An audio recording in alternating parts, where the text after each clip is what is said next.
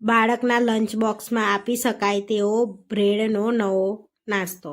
તો આ રીતે તમે બનાવશો તો એકદમ ટેસ્ટી બનીને રેડી થાય છે આ નાસ્તો, અને ફટાફટ બની જાય છે. તમે જો ટાઈમ ના હોય તો આ રીતે તમે ફટાફટ બનાવીને આપી શકો છો બાળકના લંચ બોક્સ. હાય ફ્રેન્ડ્સ, આજે હું શેર કરીશ તમારી સાથે બ્રેડમાં નવો નાસ્તો બનાવવાની રેસીપી, અને એકદમ ફટાફટ બનીને રેડી થાય છે આ નાસ્તો.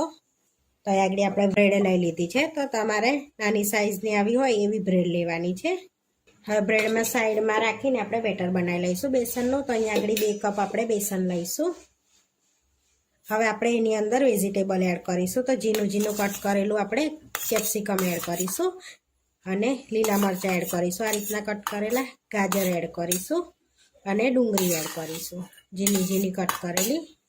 બેટરમાં એડ કરી દેવાની છે બેસનવાળા. હવે થોડા ધાણા એડ કરવાના છે આપણે.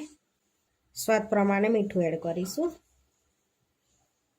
થોડો ધાણા જીરું પાવડર, અને થોડુંક લાલ મરચું એડ કરીશું. થોડી હળદર એડ કરીશું જેથી સરસ કલર આવશે એનો.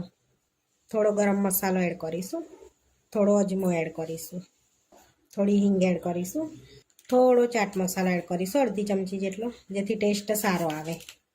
હવે આપણે બધું મિક્સ કરી લઈશું સરસ એવું આ રીતે, અને થોડું પાણી એડ કરીને થીક એવું બેટર બનાવીશું. તો થોડું થીક રાખવાનું છે જેથી બ્રેડ પર ચોટે એમ. બહુ પતલું હશે તો આમ ચોટે નહીં બ્રેડ પર. તો આ રીતનું આપણે બેટર રાખવાનું છે, બહુ પતલું નહીં અને બહુ થીક નહીં, એ રીતનું. આપણે બેટર સરસ રેડી છે. તો આગળ આપણે તવો ગરમ કરવા મૂકે છે, સરસ ગરમ થઈ ગયો છે. તો થોડુંક તેલ એડ કરી દઈશું પહેલાં આપણે એની પર. હવે જે બ્રેડવાળું બેટર છે ને એમાં બેટર બનાવી છે ને એમાં બ્રેડ એડ કરીને આ રીતે કોટ કરી લઈશું આપણે સરસ એવી બ્રેડને બેટરમાં આ રીતે. અને આ રીતે આપણે રાખી દઈશું. આ રીતે બીજી પણ સાઈડમાં રાખી દઈશું સરસ એવી. હવે થોડી વાર આપણે થવા દઈશું. હવે થોડુંક સાઈડમાં આપણે તેલ એડ કરીશું આ રીતે, અને ચડવા દઈશું. હવે આપણે પલટાઈ લઈશું, બીજી બાજુ પણ શેકાવા દઈશું સરસ એવી. થોડુંક તેલ લગાડી લઈશું આ રીતે. તો આ સમયે થોડો ગેસ ધીરો રાખવાનો, એટલે સરસ ક્રિસ્પી કરવી હોય તો ક્રિસ્પી પણ થશે થોડી એમ. તો આપણે સરસ બે ઉપર પલટાઈને સરસ એને શેકી લીધું છે, જોઈ શકો છો એકદમ સરસ આપણે શેકાઈ ગયું છે. તો બ્રેડનો નવો નાસ્તો હવે પ્લેટમાં લઈ લઈશું આપણે, અને આ પ્લેટમાં લઈ લીધો છે આપણે. હવે સર્વ કરી લઈશું. તો અહીંયા આગળ કટ કરી લઈશું આ રીતે આપણે.